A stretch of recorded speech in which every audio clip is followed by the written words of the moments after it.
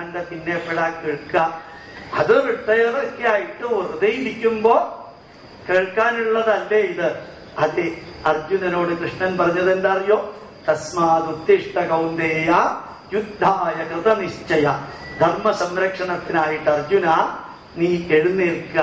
ഇത് പറയേണ്ടത് 78 വയസ്സായ വ്യക്തിയോട്. ധർമ്മ സംരക്ഷണ യുദ്ധത്തിനായിട്ട് 78 വയസ്സായ പൂപ്പ എഴുന്നേൽക്കുക. 2 വടി വേണം അപ്പുറത്ത് ഇപ്പുറത്ത്. ഇപ്പൊ 78 വയസ്സായ വ്യക്തിയെ ഇത് വായിക്കാൻ, പഠിക്കാൻ അല്ലെങ്കിൽ അറിയിക്കാനായിട്ട് അങ്ങേരുടെ അടുത്ത് പോയാൽ അങ്ങേര് എന്ത് പറയൂ അറിയോ? ഗോപാലകൃഷ്ണ, ഇതൊക്കെ പഠിച്ചിട്ട് ഇനി എന്താ കാര്യം? ഗോപാലകൃഷ്ണൻ ശ്രദ്ധിക്കേണ്ടത് സ്കൂളിലും കോളേജിലും ഉള്ള പിള്ളേരെയാണ്. ഞങ്ങളെ പോലെ കുഴി കാലിലേക്ക് നീട്ടിയിരിക്കുന്നവരെ അല്ല ശ്രദ്ധിക്കേണ്ടത് എന്ന് പറയുമ്പോ, അപ്പൊ ചെറുപ്പത്തിലും പഠിക്കണ്ട, വലിയ നേരവും പഠിക്കണ്ട. എന്തൊരു രസാണ്! ഹിന്ദുവായി ജനിച്ചാൽ അങ്ങനെയൊക്കെയുള്ള ഗുണമുണ്ട്. മറ്റേതത് പറ്റില്ല. തുടക്കത്തിൽ മാമോദിസ മുക്കാൻ പള്ളിയിൽ നിന്ന് പിടിച്ചു വലിക്കും. മധ്യാഹ്നത്തിലാവുമ്പോ കല്യാണത്തിന് അങ്ങോട്ട് പിടിച്ചു വലിക്കും. അവസാനം മരിക്കുകയോ ചാവുകയോ ചെയ്ത് കഴിഞ്ഞാൽ കുഴി അന്വേഷിക്കാൻ അവിടെ തന്നെ പോകണം. ഇത് 3നും നമുക്ക് അമ്പലത്തിൽ പോകേണ്ട കാര്യമില്ല. ആത്മീയത വേണ്ടെന്നുള്ളത് ഉറപ്പാണ്. അപ്പൊ തിരിച്ച് വിഷയത്തിലേക്ക് വന്നാൽ ഓർമ്മിക്കാനുള്ളത്, നമ്മളുടെ ജീവിതത്തില് 4 ലെവല് ഞാനിപ്പോ പറഞ്ഞു. 5ാമത്തെ ലെവല് അത് ഉപനിഷത്തിന്റെ ലെവല്. വെറുതെ ഒന്ന് പറയാം, എന്നിട്ട് ഞാൻ വിഷയം മാറ്റി വേറൊന്നിലേക്ക് പോകും. സത്യം വദ. ജീവിതത്തിൽ സത്യമേ പറയാവൂ. അത് പറയാത്തതിന്റെയാണ് ഇപ്പൊ നമ്മളെ ഭരിക്കുന്നവർ വെള്ളം കുടിക്കുന്നത്. ധർമ്മം ചര. 2 കോടി എവിടെയാ വെച്ചേക്കണത്? നോട്ട് എണ്ണുന്ന മെഷീൻ എവിടെയാ വെച്ചേക്കണത്? പെരുന്നയിലാണോ പാലയിലാണോ? സംശയമാണ്. അപ്പോ ആലോചിച്ച് നോക്കാം, എന്തേ അങ്ങനൊരു സംശയം വന്നു? അങ്ങനൊരു സംശയം വന്നത് എന്താ? 2 വാക്ക് വ്യതിചലിച്ചു. ധർമ്മം ചര. ധർമ്മത്തിൽ നിന്ന് വ്യതിചലിച്ചതിന്റെ പരിണതഫലം അത് സംഭവിച്ചു. സത്യമേ പറയാവൂ. ഇപ്പൊ 2 പേരെ പുറത്താക്കണോ അകത്ത് വെക്കണോ? അകത്ത് വെച്ചാൽ അവര് കുറച്ച് സത്യം പറയുള്ളൂ. പുറത്താക്കിയാൽ മുഴുവനും സത്യം വിളിച്ചു പറയും. അപ്പൊ എന്താ ചെയ്യാ? പ്രായോഗികമായിട്ട് എല്ലാ പ്രാവശ്യവും CD-യിൽ റെക്കോർഡ് ചെയ്തിട്ട് ശക്തമായിട്ടുള്ള എന്താ പറയുക, ഒരു ക്രിട്ടിക്കൽ ശക്തമായിട്ടുള്ള മുന്നറിയിപ്പ് നൽകുക. അതോടുകൂടി തീരും. അത് അടുത്ത ആഴ്ച വീണ്ടും വേണം. ഈ പിള്ളയ്ക്കും വേണം, PC-ക്കും വേണം. എന്താ കാരണം അറിയോ? ഈ ശക്തമായിട്ടുള്ള താക്കീത് നൽകി അകത്ത് വെച്ചില്ലെങ്കിൽ 2 എണ്ണത്തിൽ നിന്ന് നമ്മൾ വ്യതിചലിച്ചു. നമ്മളല്ല ചെയ്തവരം. സത്യത്തിൽ നിന്ന് വ്യതിചലിച്ചു, ധർമ്മത്തിൽ നിന്ന് വ്യതിചലിച്ചു. സത്യാന്ന പ്രമതിതവ്യം. സത്യത്തിൽ നിന്ന് വ്യതിചലിക്കരുത്. ധർമാന്ന പ്രമതിതവ്യം. ധർമ്മത്തിൽ നിന്ന് വ്യതിചലിക്കരുത്. സ്വാധ്യായ പ്രവചനാഭ്യാം ന പ്രമതിതവ്യം. നിരന്തരം അനുഭവത്തിൽ നിന്ന് പഠിക്കണം. പഠിക്കുന്നതിൽ നിന്ന് വ്യതിചലിക്കരുത്. പ്രവചനാഭ്യാം ന പ്രമതിതവ്യം. പഠിച്ചത് കൂടെ ഉള്ളവരെ പഠിപ്പിക്കണം. അതിൽ നിന്ന് വ്യതിചലിക്കരുത്. എന്ത് ഗംഭീരമായിട്ടുള്ള വാക്കാണ്. അപ്പൊ സത്യം വദ, ധർമ്മം ചര, സ്വാധ്യായാൻ മാ പ്രവദ, സത്യാൻ ന പ്രമതിതവ്യം, ധർമാൻ ന പ്രമതിതവ്യം, ഭൂത്യൈ ന പ്രമതിതവ്യം. നല്ല രീതിയിൽ സന്തോഷത്തോട് ജീവിക്കണം. സന്തോഷത്തോടുകൂടി ജീവിക്കണം. സന്തോഷത്തോടുകൂടി ജീവിക്കണം. കുശലാൻ ന പ്രമതിതവ്യം. സോഷ്യൽ ബോണ്ടേജ്, ബോണ്ടേജ് നല്ല രീതിയിൽ ബോണ്ടേജ് ഉണ്ടാക്കണം. നമ്മൾ ഈ ഭൂമിയിലിട്ട് ടെമ്പററിയാ. കഴിഞ്ഞ നൂറ്റാണ്ടിൽ ഈ ദിവസം ഈ ഭൂമിയിൽ ഉണ്ടായിരുന്നില്ല. അടുത്ത നൂറ്റാണ്ടിൽ ഈ ദിവസം നമ്മൾ ഈ ഭൂമിയിൽ ഇല്ല. ഡേറ്റ് ഓഫ് ബർത്തിനും ഡേറ്റ് ഓഫ് ഡെത്തിനും ഇടയ്ക്ക് how long you are living, nobody is bothered. How you are living, that is what everybody is bothered. ഉത്തിഷ്ഠത. Gloriously stand up. ഉത്തിഷ്ഠത. തലയ്ക്കകത്ത് കയറ്റി വെക്കേണ്ട ഒരു വാക്ക്, ഒരു വാക്ക്. Gloriously stand up. ചൈതന്യവത്തായിട്ട് എഴുന്നേറ്റ് നിൽക്കുക. ഹിന്ദുവിനോട് ഋഷിവര്യന്മാർ പറഞ്ഞതായത് ഭീരുവാകരുത്, ധീരനാവുക, ധീരനാവുക. ഉറപ്പിച്ചു ഗോപാലകൃഷ്ണൻ പറയുന്നു, ഭയം അകത്തിരിക്കുന്നിടത്തോളം ധീരനാവാൻ സാധിക്കില്ല. ഒന്നും സംഭവിക്കില്ല. ധീരനായാൽ കൂടി വന്നാൽ മരിക്കും. അത് എന്തായാലും ഒരു ദിവസം ഉണ്ടാകും. എന്തായാലും ഒരു ദിവസം ഉണ്ടാകും. അതാണ് നമ്മുടെ പൂർവികര് പ്രത്യേകിച്ച് യമധർമ്മരാജാവ് 8 വയസ്സായ നചികേതസിനോട് പറഞ്ഞത് ഉത്തിഷ്ഠത, ഗ്ലോറിയസ്ലി സ്റ്റാൻഡ്. നമ്മുടെ ജീവിതത്തില് നല്ലത് പറയുന്നവരുണ്ട്, ചീത്ത പറയുന്നവരുണ്ട്. ഉയർച്ചയും താഴ്ചയും ലാഭവും നഷ്ടവും, ചിരിയും കരച്ചിലും, ജനനവും മരണവും, വരവും പോക്കും, ലാഭവും നഷ്ടവും എല്ലാമുള്ള ജീവിതത്തില് ചൈതന്യവത്തായിട്ട് എഴുന്നേറ്റ് നിൽക്കുക. ജാഗ്രത. ജഗത്തിലാണ് നിലനിൽക്കുന്നതെന്ന ബോധം ഉണ്ടാവുക. ജനിച്ച് നിലനിന്ന് ഇല്ലാതെയാകുന്നതെന്തോ അത് ജഗത്ത്, അതിലാണ് നിലനിൽക്കുന്നതെന്ന ബോധം ഉണ്ടാവുക. ജാഗ്രത. ട്രാൻസ്ഫോർമറിൽ എഴുതി വെച്ചിട്ടുണ്ട് ജാഗ്രത. അർത്ഥം എന്താണ്? ജനിച്ച് നിലനിന്ന് ഇതിൽ കയറി പിടിച്ചില്ലാണ്ടാവുക. സിമ്പിൾ അർത്ഥം. ഉത്തിഷ്ഠത, gloriously stand up. ജാഗ്രത. Be aware that we are not permanent here. പ്രാപ്യവരാന്നിബോധത. അറിവുള്ളവരിൽ നിന്ന് അറിവ് നേടി ഉദ്ബുദ്ധരാവുക, പ്രബുദ്ധരാവുക. ഏറ്റവും ഉജ്ജ്വലമായ ഉപനിഷത്ത് സന്ദേശം സ്വാമി വിവേകാനന്ദൻ ലണ്ടൻ യൂണിവേഴ്സിറ്റിയിലും പറഞ്ഞത് ഇത് തന്നെയാണ്. ഭാരതീയ പൈതൃകത്തിന്റെ 5ാമത്തെ ലെവലിൽ എത്തിയാൽ, പുരാണത്തിന്റെ ലെവല്, മഹാഭാരതത്തിന്റെ ലെവല്, വാൽമീകി രാമായണത്തിന്റെ ലെവല്, വേദത്തിന്റെ ലെവല്, ഉപനിഷത്തിന്റെ ലെവലിൽ എത്തിയാൽ ഓർമ്മിക്കാനുള്ളത് gloriously stand up. Be aware that we are not permanent here and enlighten yourself by acquiring knowledge from the scholars. ഈ 3 വരികൾ ഉപനിഷത്തിൻ്റെത്. ആ ഉപനിഷത്തിന്റെ വരികളിലൂടെ 5ാമത്തെ ലെവലിൽ എത്തിയാൽ, ഇനി ഞാൻ വിഷയം ഒന്ന് മാറ്റാം. ഈ 5 ക്ലാസ്സിലുള്ള ഗ്രന്ഥങ്ങളെയും മിത്തോളജിക്കൽ ലിറ്ററേച്ചർ എന്നാ പറയുക. മിത്തോളജിക്കൽ ലിറ്ററേച്ചർ, അതില് ജീവിതത്തെ ധന്യമാക്കുന്ന മനസ്സ്, ശരീരം, കുടുംബം, സംസ്കാരം, സമൂഹം, രാഷ്ട്രം, സർവചരാചരങ്ങളും, mind, body, family, culture, society, nation and all living and non living beings sustainable and permanent നന്മയ്ക്കുതകുന്ന വിധത്തിലുള്ള അറിവുകളാണ് കഥകളായും അനുഭവങ്ങളായും ഉപദേശങ്ങളായും ജീവിത സത്യങ്ങളായും നമ്മുടെ ആയിരക്കണക്കിന് ഗ്രന്ഥങ്ങളില്, വൈദിക ഗ്രന്ഥങ്ങള്, ആത്മീയ ഗ്രന്ഥങ്ങള്, മിത്തോളജിക്കൽ ഗ്രന്ഥങ്ങൾ എന്ന് പറയുന്നതിലുള്ളത്. അറിയണം, ഇന്ന് ഹിന്ദുവിന്റെ നേർക്ക് വിരല് ചൂണ്ടുന്നത് ബോംബെയിൽ നടന്ന സെമിനാറില് ഒരാള് വിമാനം ഭാരതത്തിൽ ഉണ്ടായിരുന്നു എന്ന് പറഞ്ഞു. ആ വിമാനം ഭാരതത്തിൽ ഉണ്ടായിരുന്നു എന്ന് പറഞ്ഞത് ഒരു വലിയ ഇഷ്യൂ ആയി. അതായത് ടൈംസ് നൗവിൽ വന്നു, NDTV 24/7 വന്നു, അതുപോലെ തന്നെ ഹെഡ്ലൈൻസ് ടുഡേയിൽ വന്നു, പിന്നെ ടൈംസ് നൗവില്, എല്ലാത്തിലും ഭാരതത്തിൽ ശാസ്ത്ര പൈതൃകമേ ഇല്ല. ശാസ്ത്ര പൈതൃകമില്ല. ഇവിടെ മിത്തോളജിക്കൽ സയൻസിനെ ജസ്റ്റിഫൈ ചെയ്ത് സയൻസ് ഉണ്ടെന്ന് പറയാൻ എന്റെ മുമ്പിലുള്ളവരറിയണം. മിത്തോളജിക്കൽ ലിറ്ററേച്ചർ എന്ന് പറയുന്നതാണ് ഇപ്പൊ ഞാൻ പറഞ്ഞത്. മിത്തോളജിക്കൽ ലിറ്ററേച്ചർ, പുരാണങ്ങള്, ഇതിഹാസങ്ങള്, അതുപോലെ വേദങ്ങള്, അതുപോലെ തന്നെ ഉപനിഷത്തുകള്, ആയിരക്കണക്കിന് ഗ്രന്ഥങ്ങൾ, ആയിരക്കണക്കിന് ആചാര്യന്മാർ ആയിരക്കണക്കിന് വർഷങ്ങളായിട്ട് എഴുതിയതില് ഇത് മാത്രമല്ല ഉള്ളത്. സെമി മിത്തോളജിക്കൽ ഉണ്ട്. ഈ വാക്ക് നിങ്ങൾ കേട്ടിട്ടുണ്ടാവില്ല. ഇന്ന് കേൾക്കണം, കേട്ടത് മറ്റുള്ളവർക്ക് പറഞ്ഞു കൊടുക്കണം. സെമി മിത്തോളജിക്കൽ പുസ്തകമുണ്ട്. അതേതാണ്? അർത്ഥശാസ്ത്രം എന്നൊരു പുസ്തകമുണ്ട്. കേട്ടിട്ടുണ്ടോ എന്ന് എനിക്ക് അറിഞ്ഞൂടാ. ചാണക്യൻ എഴുതിയ അർത്ഥശാസ്ത്രം ഇന്ന് ലോക ജനത 2 കൈയും നീട്ടി സ്വീകരിക്കുന്ന BC 300 എഴുതിയ പുസ്തകത്തിനകത്ത് ഒരു സ്ഥലത്ത് പോലും ആത്മീയതയില്ല. ഒരു സ്ഥലത്ത് ആത്മീയതയില്ല. വിഷ്ണു ഇല്ല, ബ്രഹ്മാവില്ല, അവതാരങ്ങളില്ല, ഈശ്വരനില്ല. പ്യൂവർലി ചാണക്യൻ എന്ന കൗടില്യൻ എഴുതിയ വിക്രമാദിത്യ ചന്ദ്രഗുപ്തന്റെ ഭരണത്തിന് ആധാരമായി പിന്നീട് ഭാരതീയർ അംഗീകരിച്ച അർത്ഥശാസ്ത്രം, അത് നോൺ മിത്തോളജിക്കൽ പുസ്തകമാണ്. Non mythological. ചിലപ്പോ ചിലര് അതിനെ സെമി മിത്തോളജിക്കൽ എന്ന് പറയും. ഈ വാക്ക് എടുത്തു പറയാൻ ആഗ്രഹിക്കുന്നു. കാരണം അർത്ഥശാസ്ത്രത്തെ ക്ലാസിഫൈ ചെയ്യുമ്പോൾ ചിലപ്പോ ഋഗ്വേദത്തിന്റെ ഉപവേദമാണ് അർത്ഥശാസ്ത്രം എന്ന് പറയാറുണ്ട്.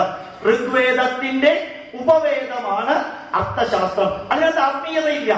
പക്ഷേ complete economical system, the commercial system, 41 സെക്രട്ടറിമാരില് 27 സെക്രട്ടറിമാര്, 41 ഡിപ്പാർട്ട്മെന്റുകള്, അതിന്റെ പ്രവർത്തനത്തെ കുറിച്ച് വിവരിക്കുന്ന അർത്ഥശാസ്ത്രം. ഇത് ഭാരതത്തിന്റെ പൈതൃകം. രണ്ട് ഗാന്ധർവവേദം, സംഗീതവും സംഗീത ഉപകരണങ്ങളും നൃത്തവും ചേർന്നത്. അതിനകത്ത് അതും സെമി മിത്തോളജിക്കൽ എന്ന് വേണമെങ്കിൽ പറയാം. അതിനകത്ത് സപ്തസ്വരങ്ങളും കർണാടിക് മ്യൂസിക്കും ഉൾപ്പെടെ ശങ്കരാഭരണം എന്ന സിനിമയില് വിവരിച്ചിരിക്കുന്ന സർവ്വതും ഗാന്ധർവവേദം സാമവേദത്തിന്റെ ഉപവേദമായതുകൊണ്ട് ചിലരതിനെ സെമി മിത്തോളജിക്കൽ എന്ന് പറയും. അതിനകത്ത് ആത്മീയത വലുതായിട്ടില്ല. അർത്ഥശാസ്ത്രം ഋഗ്വേദത്തിന്റെ ഉപവേദം, അതുപോലെ തന്നെ ഗാന്ധർവവേദം സമവേദത്തിന്റെ ഉപവേദം, യുദ്ധശാസ്ത്രം യുദ്ധതന്ത്രം യജുർവേദത്തിന്റെ ഉപവേദം. ആ പുസ്തകം അവൈലബിൾ അല്ലാത്തത് കൊണ്ട് ഞാൻ അപ്പൊ പറഞ്ഞില്ല.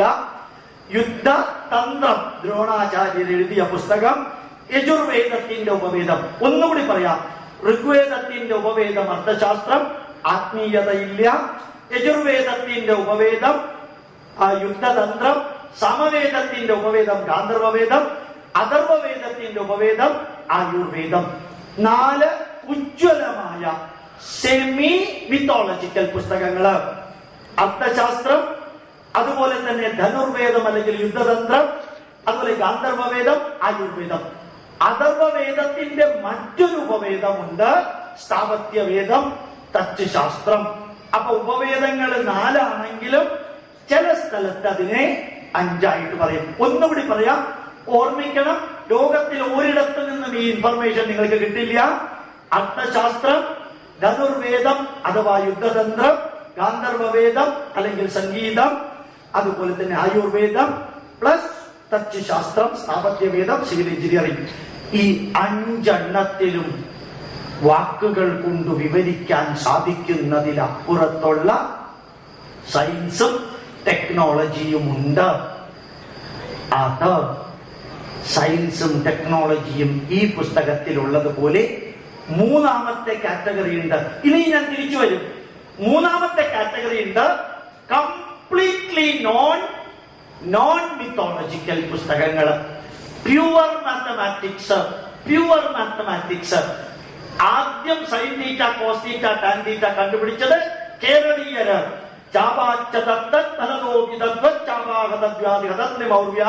ലബ്ധാനി യുഗ്മാനി ബലാന്യതോദശ്ചാപാദ യുഗ്മാനി ച വിസ്തരാർദ്ധ വിന്യസ്യ ജോപരി ഉപരിത്യജേത് തച്ഛേഷൗ ഭുജ കോടിഗുണൗ ഭവേദ. ഭുജ ആർ സൈൻ തീറ്റ, കോടി ആർ കോസ് തീറ്റ, അതിനെ ഡിവൈഡ് ചെയ്താൽ ടാൻ തീറ്റ. 1448 കരണപദ്ധതി എന്ന പുസ്തകത്തില് തിരൂരിനടുത്തുള്ള ആലത്തിയൂർ ഗ്രാമത്തിൽ ജീവിച്ചിരുന്ന പുതുമന സോമയാജി എഴുതിയ കരണപദ്ധതി പുസ്തകത്തിലെ 6ാമത്തെ അധ്യായത്തിലെ 28ാമത്തെ തിയറമാണ് ഇപ്പൊ ഞാൻ പറഞ്ഞത്. ആ തിയറം നിങ്ങൾ പഠിക്കണ്ട, ഗോപാലകൃഷ്ണൻ എഴുതിയ പുസ്തകത്തിൽ അതുണ്ട്. ആ പുസ്തകത്തിന്റെ അടിസ്ഥാനത്തിലാണ് UGC അതിന്റെ നിയമം മാറ്റി 1947 ശേഷം ഒരു സയന്റിസ്റ്റിനെ ഡോക്ടർ ഓഫ് ലിറ്ററേച്ചർ കൊടുത്തിട്ടുള്ളൂ. 1947 ശേഷം അത് വാങ്ങിക്കാൻ ഭാഗ്യം കിട്ടിയ വ്യക്തി ആ മൈക്കിന്റെ മുമ്പിൽ നിങ്ങളോട് സംസാരിക്കുന്നത്. അതുകൊണ്ട് തന്നെ പറയുന്നു, ഇവിടെ ഗ്രിഗറീസ് തിയറം ഉണ്ട്. വർഗീകൃതൈർ വർജിത യുഗ്മവർഗൈ വ്യാസം ഷഡ്ഗിനം വിഭജനം സ്വം വ്യാസയത്രിനെ പരിധിസ്തദാസ്യ. ഞാൻ 5 തിയറം പറഞ്ഞാൽ നിങ്ങൾ കോട്ടുവായി വിടുന്ന ഉറപ്പാ. പക്ഷേ എന്തിനാ അത് പറഞ്ഞെന്നറിയോ? ഞാൻ തുടക്കത്തില്, ഈ പ്രഭാഷണത്തിന്റെ തുടക്കത്തില് ഞാൻ ആരംഭിച്ച വരി നിങ്ങൾക്ക് ഓർമ്മയുണ്ടോന്ന് അറിഞ്ഞൂടാ എനിക്ക്. എല്ലാം ഇവിടെ ഉണ്ടെന്ന് പറയുന്ന ഒരു വിഭാഗം ജനതയുണ്ട്, ഒന്നും ഇവിടെ ഇല്ല എന്ന് പറയുന്ന വേറൊരു വിഭാഗം ജനതയുണ്ട്, എന്തൊക്കെയോ ചിലത് ഇവിടെ ഉണ്ടെന്ന് പറയുന്ന 3ാമത്തെ വിഭാഗമുണ്ട്. മൂന്നും പറയുന്നത് തെറ്റാണെന്ന് പറയാനാണ് സർ ഐസക് ന്യൂട്ടണും ലെബനിറ്റ്സും ല്യൂളറും മെഗല്ലനും അതുപോലെ തന്നെ ഗ്രിഗറിയും ഇവരെല്ലാം ജനിക്കുന്നതിന് 200-300 വർഷങ്ങൾക്ക് മുൻപ് ഭാരതത്തിൽ ലെബനിറ്റ്സ് തിയറം ഉണ്ടായിരുന്നു. വ്യാസാത് വനസംഗുണിത മൃതകാപ്തം ത്രി ആദി അയുക്തിമൂലകനൈഹി വ്യാസേ ത്രിനിഗ്നേ ക്രമശഃ സ്വം ഋണം കൃത്വാപി പരിധിരാനേയുഹു. ഈ ശ്ലോകത്തിന്റെ ഈ തിയറത്തിന്റെ അർത്ഥം മനസ്സിലാക്കാൻ ബുദ്ധിമുട്ടാണ്. ഒന്ന് ഗോപാലകൃഷ്ണൻ പറയാം, യൂട്യൂബിൽ അപ്ലോഡ് ചെയ്തിട്ടുണ്ട്, എല്ലാം വിത്ത് ക്ലാരിറ്റിയോടുകൂടി അപ്ലോഡ് ചെയ്തിട്ടുണ്ട്. ഗവൺമെന്റ് ഓഫ് ഇന്ത്യ സബ്സിഡിയോടുകൂടി പബ്ലിഷ് ചെയ്യാൻ പറഞ്ഞിരിക്കുന്നതിന്റെ തീസീസും പബ്ലിഷ് ചെയ്തിട്ടുണ്ട്. അവിടെ എത്ര കോപ്പി ഉണ്ടെന്ന് എനിക്ക് അറിഞ്ഞൂടാ. ഇപ്പുറത്തും അപ്പുറത്തും വെച്ചിട്ടുണ്ട് പുസ്തകങ്ങൾ, ഇന്ത്യൻ ഇൻസ്റ്റിറ്റ്യൂട്ട് ഓഫ് സയന്റിഫിക് ഹെറിറ്റേജിന്റെ. അതുപോലെ ഭൂമി ഉരുണ്ടതാണ് ഭാരതീയരാ കണ്ടുപിടിച്ചത്. ഭാഗവതത്തിലെ ഭൂഗോള അധ്യായം മാറ്റിവെക്കുക. ഞാനൊരു വരി പറയാം, മലയാളത്തിൽ മനസ്സിലാവുന്നത് നോക്കാം. മൃത് ജല ശിഖി വായുമയോ ഭൂഗോള സർവതോ വൃത്ത. മൃത്ത് മണ്ണ്, ജലം വായു, ശിഖി അഗ്നി, മയോ ഭൂഗോള. ഭൂഗോള സർവതോ വൃത്ത.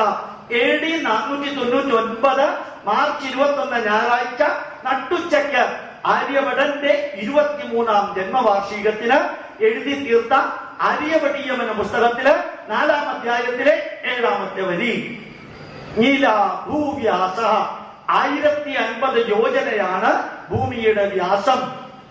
1050 × 12.11 കിലോമീറ്റർ. ശാസ്ത്രം കേൾക്കാനല്ല എന്റെ മുമ്പിലുള്ളവർ വന്നിരിക്കുന്നതെങ്കിലും ഗോപാലകൃഷ്ണൻ തുടക്കത്തിൽ ഒരു വരി പറയുകയുണ്ടായി. ഇന്ന് ഇവിടെ കേട്ടത് നിങ്ങൾ ഏത് കർമ്മമണ്ഡലത്തിലാണ് പ്രവർത്തിക്കുന്നതെങ്കിലും അവരെ കേൾപ്പിക്കണം.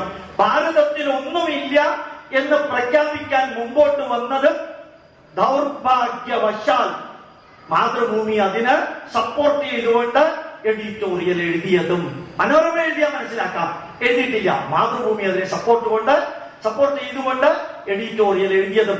മിത്തോളജിക്കൽ പുസ്തകത്തിലല്ല ഭാരതത്തിൽ സയൻസ് ഉള്ളത്. മിത്തോളജിക്കൽ പുസ്തകത്തില് മനുഷ്യ ശരീരത്തിന് ഗണപതിയുടെ ആനയുടെ തല വെച്ചു എന്ന് കഥ പറഞ്ഞിട്ടുണ്ടാവും.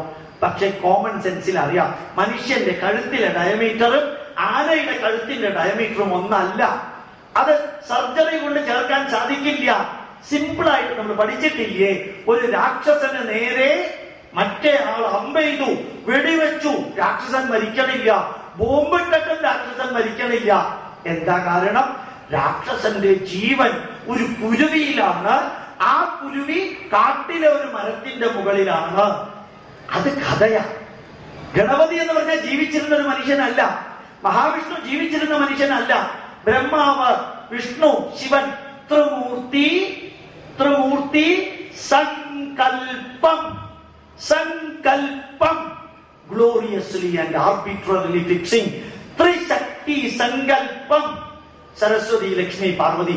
ശ്രീകൃഷ്ണ സങ്കല്പമല്ല, ചരിത്ര പുരുഷനാണ്. ശ്രീരാമൻ സങ്കല്പമല്ല, ചരിത്ര പുരുഷനാണ്.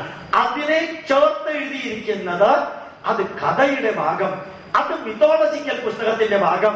മഹാവിഷ്ണുവിന്റെ തല ഈ അമ്പ് ഏറ്റ് അല്ലെങ്കിൽ ഞാണുകൊണ്ട് പൊട്ടിത്തെറിച്ചപ്പോൾ അടുത്തുള്ള കുതിരയുടെ തലയെടുത്ത് മഹാവിഷ്ണുവിന്റെ തലയിൽ വെച്ചതാണ് ഹയഗ്രീവൻ എന്ന് പറയുന്നത് കഥയുടെ ഭാഗം. അതിനെ ശാസ്ത്രം എന്ന് ന്യായീകരിച്ചാൽ അബദ്ധം. അതുപോലെ തന്നെ മിത്തോളജിക്കൽ പുസ്തകത്തിലുള്ള പുഷ്പക വിമാനവും മാറ്റിവെക്കാം. ഭരദ്വാജൻ എഴുതിയ പുസ്തകമുണ്ട്. ഭരദ്വാജൻ എഴുതിയ അംശുബോധിനി എന്ന പുസ്തകത്തില്, യന്ത്രസർവസ്വം എന്ന പുസ്തകത്തില് 40ാം അധ്യായം ആരംഭിക്കുന്നത് ദേശാന്തരം യദ് ലോകാന്തരം തഥാ ദ്വീപാന്തരം ജൈവ യോ അംബരേ ഗന്തുമർഹതി സ വിമാന ഇതി പ്രോക്ത ഖേദശാസ്ത്ര വിദാംബരൈഹി. അർത്ഥം മനസ്സിലാവുന്നത് നോക്കുക. ദ്വീപാന്തരം, ഒരു ദ്വീപിൽ നിന്ന് വേറൊരു ദ്വീപിലേക്ക്. ലോകാന്തരം, ഒരു ലോകത്ത് നിന്ന് വേറൊരു ലോകത്തിലേക്ക്. ദേശാന്തരം, ഒരു ദേശത്ത് നിന്ന് മറ്റൊരു ദേശത്തിലേക്ക്.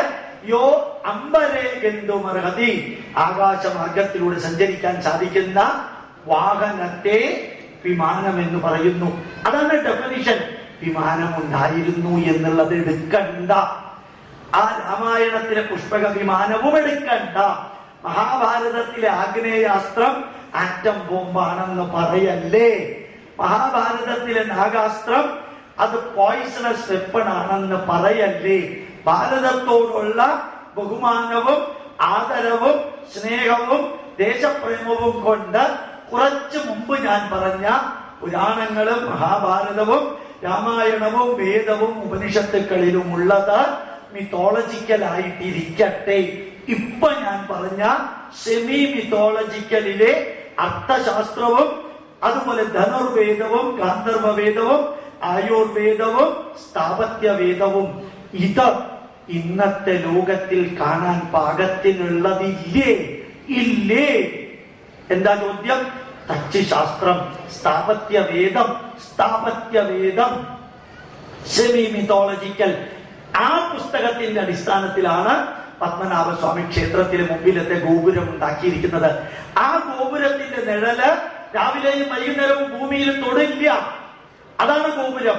ആ പത്മനാഭസ്വാമി ക്ഷേത്രത്തിലെ സംഗീത മണ്ഡപം സ്ഥാപത്യവേദത്തിന്റെ അടിസ്ഥാനത്തിലാണ്. പത്മനാഭസ്വാമി ക്ഷേത്രത്തില് 970 ടൺ ഭാരമുള്ള ഒറ്റക്കൽ മണ്ഡപം 10 മീറ്റർ നീളം, 1.25 മീറ്റർ ഉയരം, ഏതാണ്ട് 7 മീറ്റർ വീതിയുള്ള 970 ടൺ ഭാരമുള്ള ആ ഗ്രാനൈറ്റ് ഒറ്റക്കല്ല് മണ്ഡപം പെട്രോളും ഡീസലും കൽക്കരിയും ഇരുമ്പും ആയുധങ്ങളും ഇലക്ട്രിസിറ്റിയും ഇല്ലാതിരുന്ന കാലത്ത് ഉണ്ടാക്കിയതാണ്. സ്ഥാപത്യവേദത്തിന്റെ അടിസ്ഥാനത്തില് 1000 കാലുള്ള സംഗീത മണ്ഡപത്തില് സപ്തസ്വരങ്ങളെ കേൾക്കുന്നത് സ്ഥാപത്യവേദത്തിന്റെ അടിസ്ഥാനത്തിലാണ്. മധുര മീനാക്ഷി ക്ഷേത്രം 1650കളിൽ പാണ്ഡ്യ രാജാവ് ഉണ്ടാക്കിയത് സ്ഥാപത്യവേദത്തിന്റെ അടിസ്ഥാനത്തിലാണ്. കുംഭകോണത്തും ചിദംബരത്തും രാമേശ്വരത്തുമുള്ള മണ്ഡപങ്ങളും ക്ഷേത്ര ഗോപുരങ്ങളും കൺമുമ്പിൽ കാണാം. സ്ഥാപത്യവേദത്തിന്റെ ലിവിങ് എക്സാമ്പിൾസ് ഇന്നുമുണ്ട്. നിങ്ങൾ എന്നെങ്കിലും ഒരിക്കൽ പത്മനാഭസ്വാമി ക്ഷേത്രത്തിന്റെ അകത്ത് പോയാൽ പ്രദക്ഷിണ വഴിയുണ്ട്. പ്രദക്ഷിണ വഴിയിലൂടെ ഒന്ന് പ്രദക്ഷിണം വെക്കാം. 1 കിലോമീറ്റർ 100 മീറ്ററോളം ഉണ്ടെന്നാ തോന്നുന്നത് പ്രദക്ഷിണ വഴി. 1000ഓളം മീറ്റർ എന്ന് വെക്കാം. അത്രയും വഴിയില് നല്ല കർക്കിടക മാസത്തില് അസാധാരണ മഴ പെയ്യുമ്പോൾ ഒരു ഡ്രോപ്പ് വെള്ളം ആ 23 അടി നീളത്തില് അടുക്കി വെച്ചിരിക്കുന്ന കരിങ്കൽ പീസിന്റെ ഇടയിൽ കൂടെ ഒരു ഡ്രോപ്പ് വെള്ളം വീഴുന്നുണ്ടോ നോക്കുക. 10,000ഓളം വർഷങ്ങൾക്ക് മുമ്പ് ഇട്ടിരിക്കുന്ന സിമന്റ്, സുർക്കി സിമന്റ് ഇട്ടിരിക്കുന്നത്. അത് സ്ഥാപത്യവേദത്തിന്റെ അടിസ്ഥാനത്തില് ഒരു തുള്ളി വെള്ളം ഇന്നും അതിന്റെ അകത്തേക്ക് വീഴില്ല. ഇടയ്ക്കിടയ്ക്ക് പെയിന്റ് ചെയ്യുകയോ പ്ലാസ്റ്റർ ചെയ്യുകയോ ചെയ്യേണ്ട ആവശ്യമില്ല. ആ തൂണുകൾ ഉണ്ടാക്കിയിരിക്കുന്നത് നോക്കാം. വിഷയമൊന്ന് മാറ്റാം. കാഞ്ചീപുരത്തെ സാരി BC 600കളില് മെസോപ്പൊട്ടേമിയയിലേക്കും ബാബിലോണിയയിലേക്കും കയറ്റുമതി ചെയ്തിരുന്നു. ടെക്സ്റ്റൈൽ ടെക്നോളജി ഇവിടെ ഉണ്ടായിരുന്നില്ലേ? വെറുതെ ചിന്തിച്ചു നോക്കാം. ബനാറസ് മസ്ലിൻ സാരി ഇവിടെ ഉണ്ടായിരുന്നു. അലക്സാണ്ടർ ഇവിടെ വന്ന് കുറെ നശിപ്പിച്ചത് കൊണ്ട് അലക്സാണ്ടർ ദി ഗ്രേറ്റ് പറയണോ വേണ്ടയോ എന്നുള്ളത് നിങ്ങൾ തീരുമാനിക്കാം. ഞാൻ അലക്സാണ്ടർ എന്ന് തൽക്കാലം പറയാം. അദ്ദേഹം ഇവിടെ വന്നത് എന്തിനറിയോ? നമ്മളെ കീഴടക്കാനൊന്നും വന്നതല്ല.